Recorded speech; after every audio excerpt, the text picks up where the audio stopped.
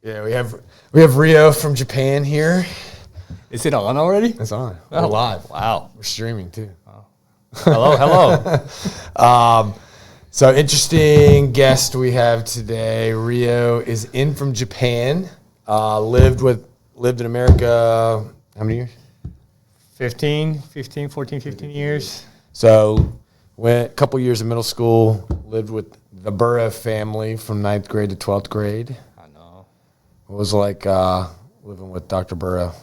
Old Dr. Burrow, not this Dr. Burrow. Oh, the whole Dr. Burrow. Well, I think it was a new experience for me. I think just growing up, living with Japanese family, it was obviously different experience for me living with y'all. But you know, we didn't take our shoes off. That's one thing. There's a whole other things that was new for me, but no, it was great. I think that 3 years of living with y'all was a great experience for me. I think I was can't really take it back, but yeah. Yeah, we had a household at that point. But yeah, so since this is kind of geared to, what's it like going to the dentist in Japan? Let's see. Well, do y'all go every 6 months? When do they tell you to go? Like in America, you go, Yeah, I think nowadays they tell you to go every 6 months, but I don't remember going every 6 months. Every 6 months? When you lived here or when you? No, when I was in Japan, I mean, obviously I was little. I was in elementary, so I don't quite remember how often I used to go, but I don't think I went every 6 months, maybe every a year or two, I would say, at the time. Yeah. That's probably what most Americans do, even though we know we're supposed to go every 6 months. But, yeah.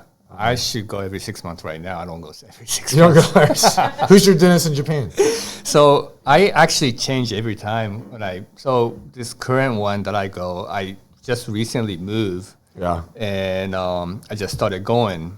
And this is my second time in a year. So I do go every 6 months right now. But last time, I didn't probably go for a year. Is it the same system? The hygienist does the cleaning, Yes. and then the doctor comes in and Yep. checks, make sure you don't have any cavities. Did you have any cavities last time? Nope, no cavity. So that's how, no cavity. Okay. Thank you. Cavity-free kid. There you go. Cavity-free kid. What? How do they say floss? So it's a thing that actually started doing flossing. Yeah. Is something I learned after living with y'all. Yeah. I have never actually. I don't know if I should say this, but I've never flossed up until I started living with you guys. So we did something. Yeah. There you go. If you learned anything, you learned so you don't get cavities in between the teeth. I think that's huge now. We talk about kids flossing with braces. People don't even floss without braces. So to get a kid to floss with braces takes a lot of us getting onto them, and you got to weave that stuff. They have cool things now on Amazon. Do you use the pick floss, or do you still use? I use the regular. I still use regular floss. Yeah. But I think flossing is not as big, or it's not considered as important in Japan, I think, than here. Because my wife sitting right next to me right now, she actually started flossing every day after she started dating me. Oh, really? Yeah. Yeah. Yeah. Yeah, it's huge because you're only cleaning half the teeth. And actually all that stuff with they contributed to periodontal disease, which contributed to heart disease, like all other health problems that people don't know about, that bacteria that gets up in there. And then you go in there, I can brush my teeth every day, but I still get cavities. Right. How do they say floss in Japanese? Huros. So do hudos out there. You got to do it. Yeah, flossing is important. I think flossing is the key for me not having cavity. Yeah, that's probably what most people think. They're like, they do all they're like, I brush my teeth all the time. I've heard this a lot too. Like, I'm just prone to cavities. Like, it's nothing I can do. I brush every day, and I'm like, well, how much are you flossing? Like, well, yeah. And if they don't know, they're not doing right. It's like, when was the last time you went to the dentist? If they can't be like, oh, like 6 months ago or like a year ago, it's probably been like 3 years. Or if they're like, they look up to the left, like, I think it's been a couple years. It's been like 5. Mm-hmm. So that's a real big thing that we see before people put braces on. But imagine getting 12-year-olds to floss with braces. Oh, yeah. It's tough. That's tough. That's tough, right?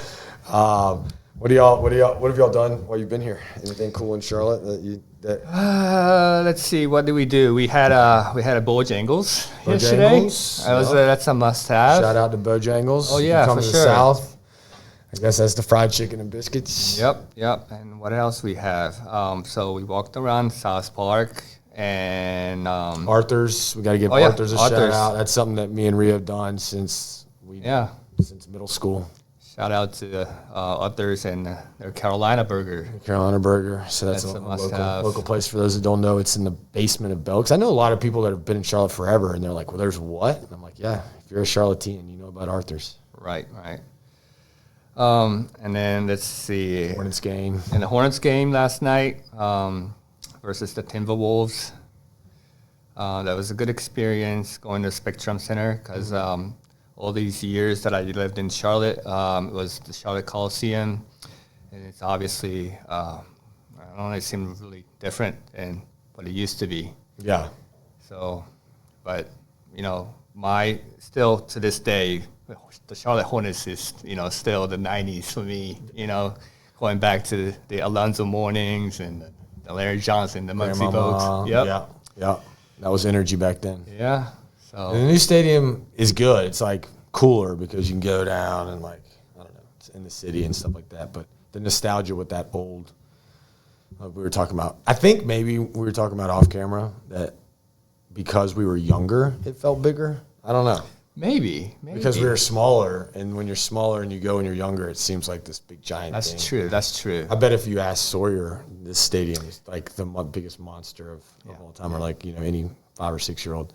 But yeah, that was a cool experience. I don't get to go to as many now, but yeah. So getting around, learned how to floss with us. That's the big takeaway here today, guys. Floss your teeth so you don't get cavities. You're only getting 50% of your teeth if you're just brushing, and then you're going to come in and say you don't know why you have cavities. Well, that's most likely the point. And water picks, they just don't do it. Mm-hmm. We've tried to tell people water picks are fine, but they just break up and stuff, but it doesn't get in there. So I never say no to them, but I'm like, yeah, if you want to do brushing, water pick, and floss, that's fine. But really, you just need the flossing and the water pick. Well, cool. Well, while you're in town, I just wanted to jump you on, do a quick session, kind of see what the dentist was like in Japan. It seems like it's pretty similar. Guys going every 6 months. The hygienist will come clean your teeth. Dentist will make sure you don't have cavities. He'll probably tell you how do you say floss in Japanese again? Hudos. He'll tell you how to hudos or floss. So they're not just joking around when they say that. Makes a big deal. And so spread the word and hudos when you can every day. And all right, guys, you're flying out today, so good luck with everything. Yep. Thanks for having me. Thanks for listening to the Smiles Ahead podcast, powered by Burrow, Welchel, and Culp Orthodontics. Be sure to leave a rating, hit that subscribe button, and if you have more questions, you can reach out to me directly at sam@bwcortho.com. That's sam@bwcortho.com. You can also visit our website, bwcortho.com, and we will be happy to answer any questions you might have.